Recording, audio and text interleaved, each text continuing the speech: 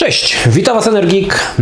W kolejnym odcinku To była grane Console Edition, chociaż tak naprawdę ten odcinek mógłby należeć do zwykłej odsłony To było grane, ponieważ dzisiaj przygotowałem dla Was Star Wars Republic Commando.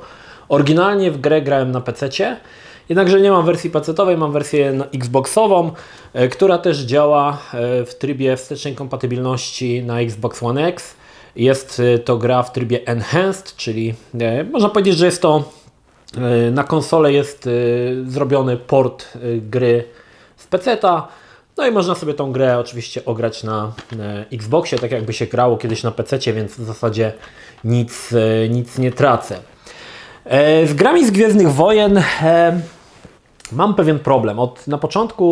Od początku lat 90., od kiedy już bo jeszcze jak miałem Commodore, to może nie do końca, ale jak miałem PC-ta, w zasadzie każda gra, która wychodziła i sygnowana była Star Warsami i logiem LucasArts, czy wcześniej Lucasfilm, to był pewnik, że to będzie dobra gra, bo złe gry z Gwiezdnych Wojen nie wychodziły. Myślę, że tam była bardzo duża ta kontrola jakości, możliwe, że i sam George Lucas doglądał tych projektów, więc większość gier, które wychodziły spod studia LucasArtsu, wszystkie gry, które wychodziły spod studia LucasArtsu były grami dobrymi. Przynajmniej jeżeli nie wybitnymi, to gdzieś w tych górnych granicach najwyższej półki. I to się przez długi czas utrzymywało i wydaje mi się, że zaczęło się psuć w momencie, kiedy na ekrany wszedł epizod pierwszy Mroczne Widmo i wtedy to LucasArts wraz z premierą gry zdecydował się wypuścić 3 gry. Pierwsze to był totalnie oparta na akcji z filmu Phantom Menace, czyli Mroczne Widmo.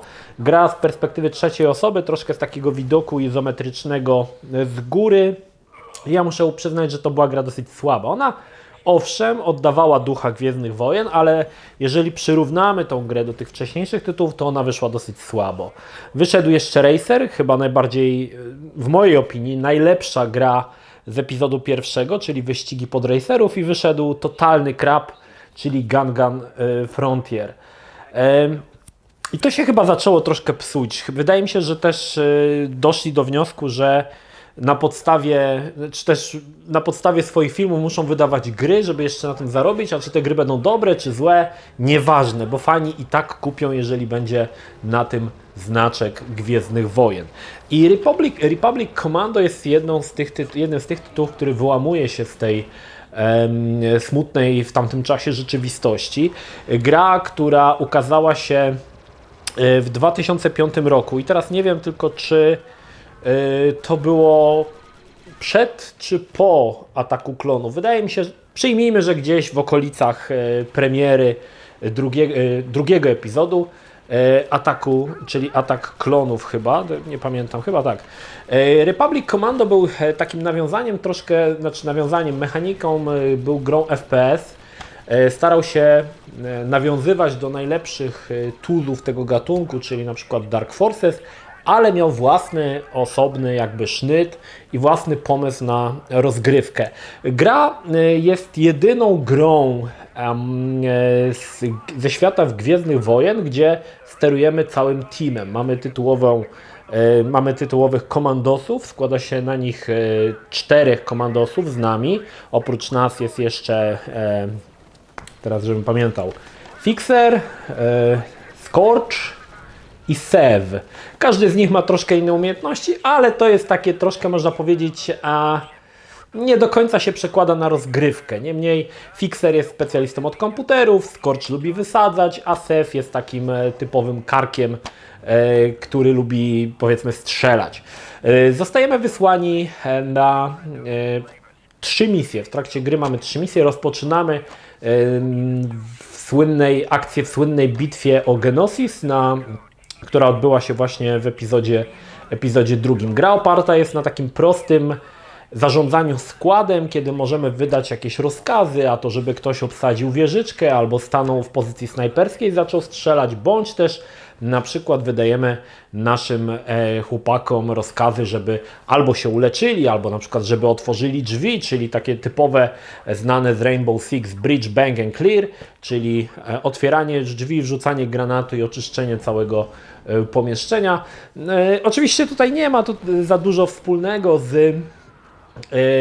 ze znaną z Rainbow Six mechaniką, taką taktyką, bo tutaj gra jest taką typową strzelanką, no po prostu stają naprzeciw siebie, ładują tych laserów i kto pierwszy padnie, tak? Ale to i tak było coś dziwne, coś nowego, jeżeli chodzi o Gwiezdne Wojny. I pamiętam, że byłem bardzo zachwycony tą grą, zwłaszcza, że ona miała takie wtedy jeszcze to nie było popularne, skrypciki, niewielkie skrypciki, ale one fajnie wypadały, a to Łuki gdzieś tam brał jakiegoś wojownika, rzucał tam nim o ścianę czy coś. Fajnie to wypadało i muszę przyznać, że jak dla mnie fajnie to nakręcało całą akcję. To, co zapamiętałem z Republic Commando, to, że pomimo, że strzelanie było całkiem nieźle rozwiązane, to pamiętam, że było bardzo mało, wtedy zapamiętałem, że było bardzo mało map otwartych, wszystko się działo w jakichś pomieszczeniach ciasnych, w takich jakby klitach różnych. I byłem ciekawy, czy to faktycznie jest prawda i dzisiaj odpalając tą grę mogę potwierdzić, że gra w zasadzie nie dzieje się na dużych, otwartych terenach. Zazwyczaj są to bardzo małe lokacje, bardzo małe mapki. Każda mapka jest takim jakby osobnym epizodem, czyli taką jakby planszą, którą trzeba przejść z punktu A do punktu B, ale są one dosyć malutkie, totalnie liniowe, tam nawet nie zejdziesz metr z wytyczonej ścieżki, także są takie, powiedzmy, taka gra FPS-y w stylu nie wiem, Duma, czy chociażby Call of Duty, gdzie masz taką ścieżkę, po której musisz się poruszać, no i po kolei oczywiście tam wykonywać zadania, które przed Tobą twórcy stawiają. Pamiętam, że w latach 90, w 2005 roku, kiedy raz pierwszy to odpaliłem, podobała mi się grafika. Ja nie przepadam za epizodami 1.5, 1.3. Nie przepadam za epizodami 1.3, ale podobała mi się całkiem grafika, wyglądało to całkiem nieźle. I dzisiaj odpalając muszę stwierdzić, że gra strasznie się brzydko zestarzała, już tak dobrze nie wygląda. Ta fajność strzelania też jest jakby już troszkę mniejsza, gdzieś uleciał ten cały fan, który miałem odpalając pierwszy raz. Widać, że gra była przygotowana w taki sposób, aby, nie wiem, albo ruszać na słabszych maszynach, albo po prostu ta gra też miała ruszać po prostu na konsolach i dlatego zostało to przygotowane tak, że wyglądało to dosyć biednie, co mocno korelowało na przykład ze znanym wcześniej Dark Forces 2 Jedi Knight, gdzie te mapy były czasami naprawdę ogromne, tam może one były puste, ale były naprawdę ogromne. Tutaj te mapy są mniejsze, ale faktycznie jest tam troszkę jakby więcej detali. Tak jak powiedziałem, misji mamy 3, składa się na nie 18 poziomów. I te misje, muszę przyznać, że są też nierówne. Pierwszy atak na Geonosis jest chyba najlepszą faktycznie kampanią. Potem mamy atak na statek. Nie pamiętam, jak ten statek się nazywał i to już było takie sobie. I ostatnia misja jest na Kashyyyku, czyli planecie Wookiees, która też jest, wydaje mi się, no taka średnia. Ani najgorsza, ani najlepsza. Najgorszy jest chyba ten statek.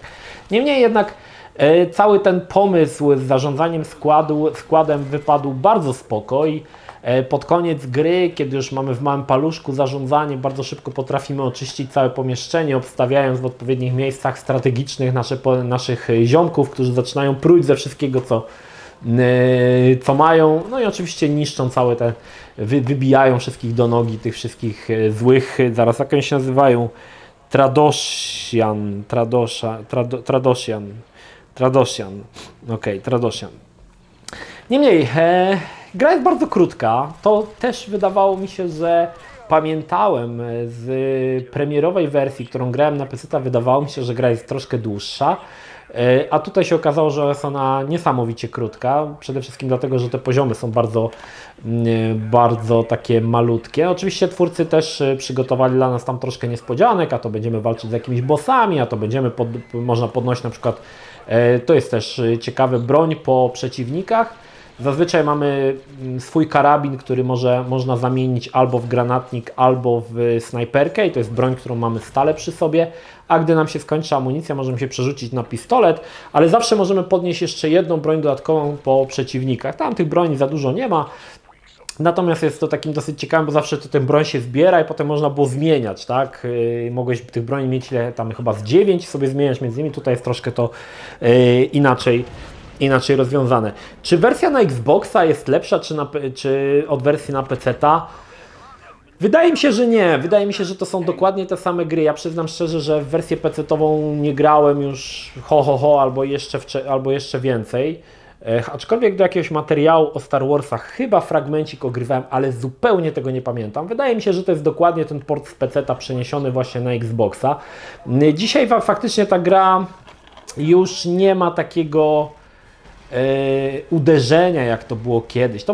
To jest troszkę też tak, że ja nie byłem wielkim fanem tego epizodu 1, tych epizodów 1-3, więc i gry automatycznie jakby nastawiałem się trochę negatywnie. Oczywiście miejscami się naprawdę bardzo miło zaskoczyłem, na przykład przy epizod One Racer, który nie dość, że był wyścigiem, za którymi nie przepadałem i nagle się okazało, że ta gra jest świetna, ale też muszę Wam powiedzieć, że dzisiaj tą grę odpalając okazuje się, że ona jest już strasznie biednie wygląda i mówię o tej wersji pierwszej Racera, bo wiem, że jeszcze był Racer Revenge, który pojawił się na PlayStation 2.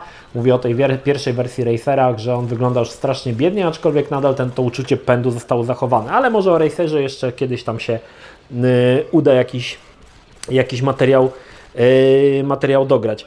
Także jest to gra, która na pewno fajnie oddaje ducha tych Gwiezdnych Wojen, bo tam przewiną się jakieś bardziej lub mniej znane postacie z Gwiezdnych Wojen.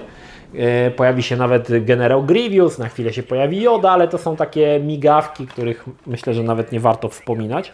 Natomiast fajnie rozwiązano to zarządzanie tym składem. To mi się bardzo podobało i to było dla serii o Gwiezdnych Wojnach coś nowego. Takie było tchnięcie czegoś nowego w serię, która zazwyczaj opierała się albo na jakichś strzelankach arcade'owo-symulacyjnych, tutaj mówię o na przykład Rogue Squadron czy X-Wing, albo na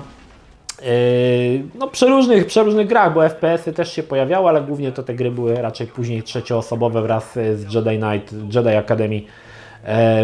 Zaczną się pojawiać te gry trzecioosobowe, bo potem jeszcze będzie Force Unleashed i tak dalej, i tak dalej. Natomiast zastanawiające jest dla mnie dzisiaj to, że żadnej premierze z gatunku Gwiezdnych Wojen nie towarzyszy gra z gatunku Gwiezdnych Wojen. Owszem, jest Battlefront, ale Battlefront jest grą bardzo specyficzną. To nie jest gra singleplayerowa, to jest gra głównie nastawiona na multi. Chodzi mi o takie typowe singielki, które sprzedawały się bardzo dobrze od początku istnienia LucasArtsu i nie tylko towarzyszyły filmom, ale one były regularnie jakieś tam tytuły wydawane, rozszerzające jakby to uniwersum Gwiezdnych Wojen. Dzisiaj natomiast, kiedy Disney przejął Gwiezdne Wojny, są trzepane te filmy rok po roku, ale jakoś nie ma jakaś żadna gra im nie wtóruje i to jest dosyć ciekawe, bo można zrobić nadal na podstawie filmu dobre gry. Dzisiaj są chyba większe możliwości niż były kiedyś i większe umiejętności, więcej zasobów ku temu. Mocno czekam na Jedi Order, który wydaje mi się takim jest troszkę nawiązaniem do Force Unleashed i Jedi Academy. Zobaczymy, co z tego wyjdzie. Jest to gra przede wszystkim singlowa. Szkoda, że skasowano Star Wars 1313, który też się w mojej opinii zapowiadał fantastycznie jak na tytuł o Gwiezdnych Wojnach i myślę, że wielu fanów dużo nadziei pokładało w tym tytule i dużo czekało. Natomiast zobaczymy jak to się dalej potoczą. Ale odbiegliśmy trochę zobaczymy jak to się dalej temat potoczy. Odbiegliśmy troszkę od tematu, czy dzisiaj warto zagrać w Republic Commando. Powiem Wam tak, jeżeli macie w swojej głowie jakieś wspomnienia o tej grze i są to takie miłe wspomnienia, ciepłe, że fajnie się grało, fajnie spędziliście czas, wydaje mi się, że dzisiaj troszkę ja bym tej gry nie odpalał, po to, żeby sobie tych wspomnień nie zepsuć, bo ja w zasadzie sobie te wspomnienia zepsułem. Też mi się wydawało, że ta gra jest o wiele lepsza niż się okazało dzisiaj.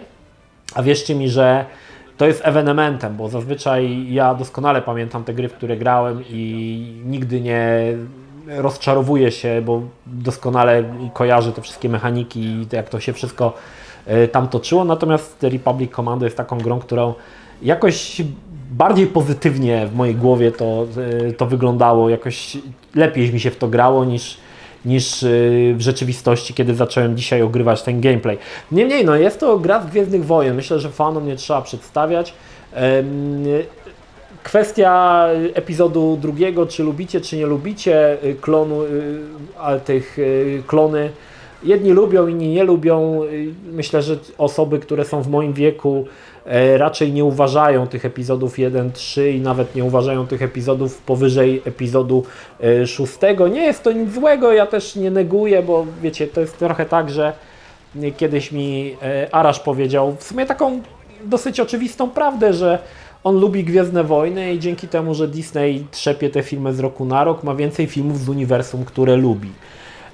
I to jest, wydaje mi się, bardzo zdrowe podejście. Ja jestem z gatunku tych malcontentów, którzy narzekają na te nowe epizody, które no nie są w mojej opinii dobre i jestem jedną z tych osób, która uważa, że Disney popsuł markę przez trzepanie tych filmów za szybko. Zrobiła się taka produkcja taśmowa, takie wiecie, hamburgery, które są wyrzucane jak z McDonalda, także ja jestem jedną z tych osób, która nie za bardzo lubi te. Pójdę do kina wybiórczo, kupię sobie jakieś tam na Blu-rayu, ale niekoniecznie jestem ich wielkim fanem, natomiast na pewno jestem największym fanem epizodów 4-6. No i tutaj mamy grę, która pomimo tego, co powiedziałem, nie za bardzo mojej sympatii, znaczy nie darzy sympatią epizodu drugiego, a mimo to gra była bardzo fajna, bardzo mi się fajnie grało i tyle, tak? Natomiast no, na pewno fajnie mi się grało w 2005 roku. Dzisiaj już może troszkę mniej, natomiast jest to naprawdę nadal fajny tytuł z gatunku Gwiezdnych Wojen, FPS-ów. Taki jeden z najbardziej z tych nowożytnych, bo te gry od epizodu pierwszego są dla mnie bardziej nowożytne niż te starodawne gry typu X-Wing, TIE Fighter, Rebel Assault czy Dark Forces, które są dla mnie fenomenalnymi tytułami, ale to były zupełnie inne czasy, tak? To są już te jakby nowsze czasy. Także jeżeli jesteście ciekawi, podobał Wam się film, na pewno warto sobie przedłużyć tą radochę grając w Republic Commando z fantastycznie zrealizowanym, czy może nie fantastycznie, dobrze zrealizowanym zarządzaniem składem w trybie FPS. Polecam, bo to fajna strzelanka, jedna z takich pierwszoosobowych, niewielu strzelanek, które pojawiły się z gatunku Gwiezdnych Wojen. To tyle. Pozdrawiam Was, Energik, trzymajcie się, do następnego. Cześć!